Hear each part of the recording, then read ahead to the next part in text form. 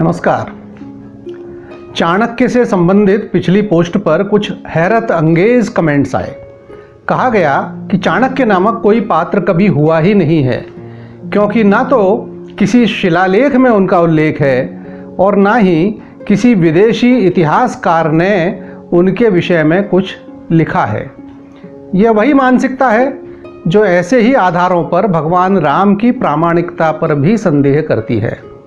आखिर वह भी सरकारी एफिडेविट ही था जिसमें राम को काल्पनिक पात्र कहा गया था। कुछ बड़े लोग राम को काल्पनिक कह सकते हैं तो बेचारे चाणक्य क्या है। एक ने मेगास्थनीज का नाम लिया कि वे तत्कालीन भारत में रहे, किंतु उन्होंने चाणक्य का नाम नहीं लिया।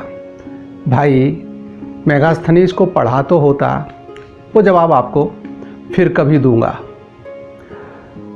आज तो फिलहाल हम अपने कथानक पर आगे बढ़ते हैं। चाणक्य का मूल उद्देश्य था यवनों से आर्यावर्त को मुक्त करना।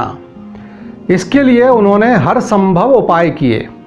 कुटिलता की इतनी सीमा लांघी कि उनका नाम ही कौटिल्य प्रचलित हो गया।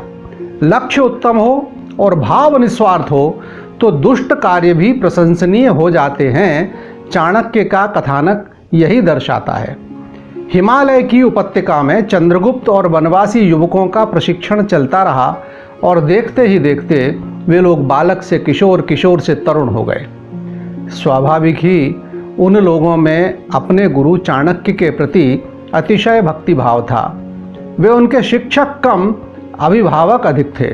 अतः जब एक दिन चाणक्य ने चंद्रगुप्त से कहा कि अब वे कुछ समय के लिए उन्हें अकेला छोड़कर जाना चाहते हैं तो सभी को कष्ट हुआ।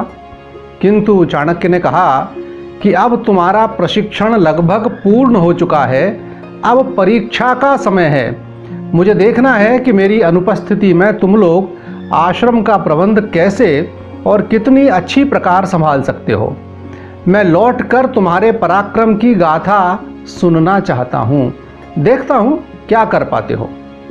परीक्षा के नाम से यह चुनौती उन नौजवानों को देकर चाणक्य वहां से पाटलिपुत्र पहुंच गए। उद्देश्य एक ही था, नंद शासन की आंतरिक व्यवस्था देखकर उसकी जड़ें खोदना।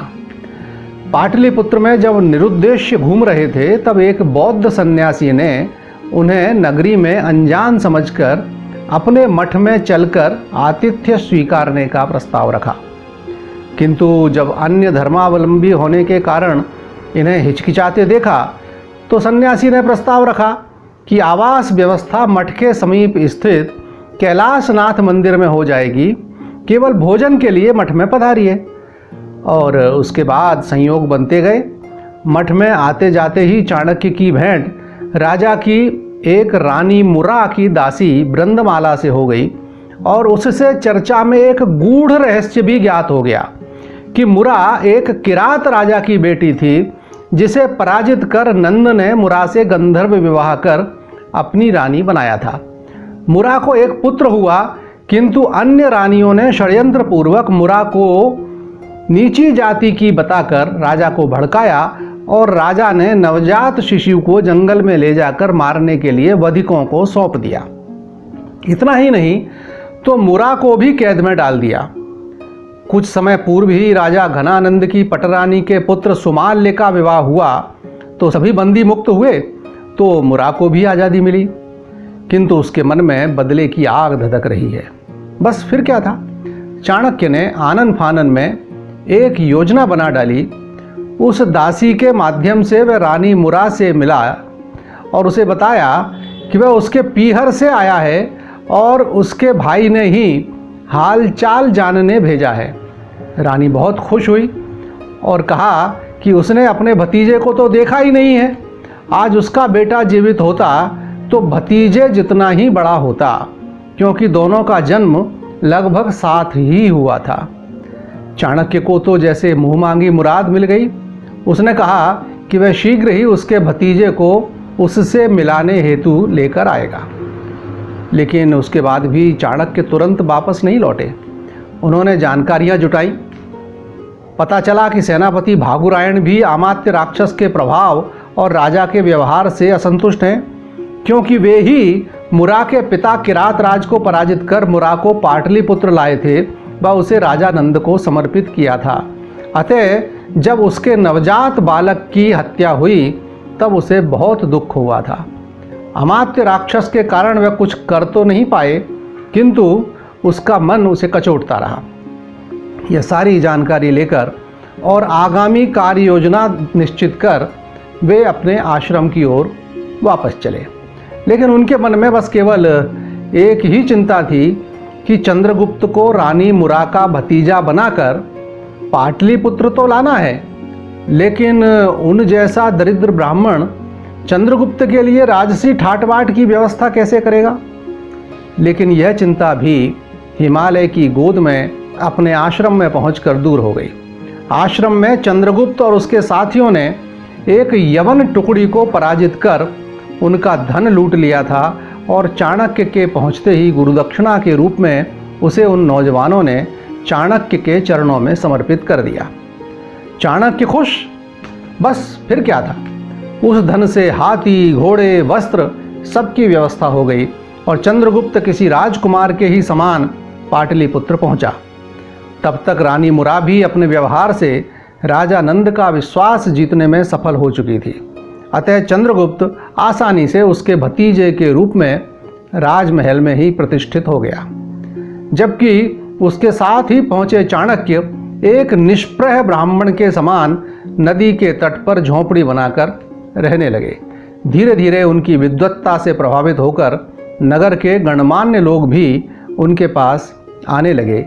एक निष्प्रह सन्यासी के रूप में नदी किनारे रहते चाणक्य का संपर्क सेनापति भागुरायण से हुआ और जब उन्होंने सेनापति को बताया कि मुरा का पुत्र जीवित है और वही चंद्रगुप्त है, प्रमाण के रूप में शिशु के हाथ में बंधा रक्षाबंध भी चाणक्य ने सेनापति को दिखाया, तो सेनापति पूरी तरह उनके सहयोगी बनने को तैयार हो गए।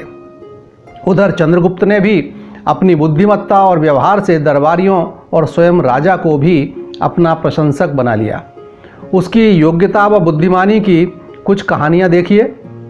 एक बार रोम के बादशाह ने राजा नंद के पास एक लोहे के पिंजड़े में बंद नकली शेर भेजा और साथ में संदेश कि क्या आपके दरबार में कोई इस शेर को बिना पिंजड़ा तोड़े या खोले बाहर निकाल सकता है।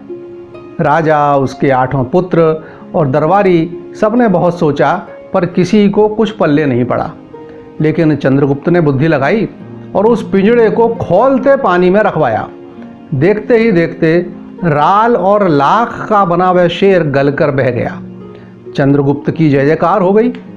इसी प्रकार एक बार किसी राजा ने एक अंगीठी में दहकती हुई आग, एक बोरा सरसों और मीठा फल अपने राजदूत के माध्यम से पहुंचवाया और जवाब मांगा। क्या जवाब भेजा जाए, यह भी किसी की समझ में नहीं आ रहा था। तब चंद्रगुप्त ने समझाया कि इस अंगीठी के माध्यम से राजा ने संदेश भेजा है कि मेरा क्रोध अग्नि जैसा दाहक है। सरसों के बोरे का अर्थ है कि मेरी सेना असीम है और फल के माध्यम से संदेश दिया है कि मेरी मित्रता मधुर है। इसके उत्तर में चंद्रगुप्त ने एक घड़ा जल, एक पिंजड़े में थोड़े से तीतर और एक अमूल्य रत्न भेजने का सुझाव दिया। सबको उसका अर्थ भी समझाया।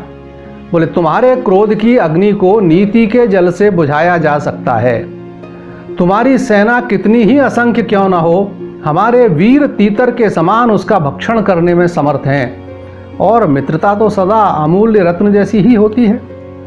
स्वाभाविक ही चंद्रगुप्त धीरे धीरे लोकप्रिय होने लगे। इसके आगे की कहानी में फिर भिन्नता है। एक कथानक तो यह है कि चाणक्य अपने पूर्व परिचित और नंद से घनघोर असंतुष्ट मंत्री शकटार से मिले और जिस दासी विचक्षणा को शकटार ने नंद के क्रोध से बचाया था, उसके माध्यम से नंद और उसके 8 पुत्रों को जहर देकर मार दिया। किंतु दूसरा कथानक कुछ अधिक विश्वसनीय प्रतीत होता है। यह कहानी कुछ लंबी है, अतः अगले अंक में प्रस्तुत करते हैं। तब तक देखते रहिए आपका अपना क्रांतिदूत। नमस्कार।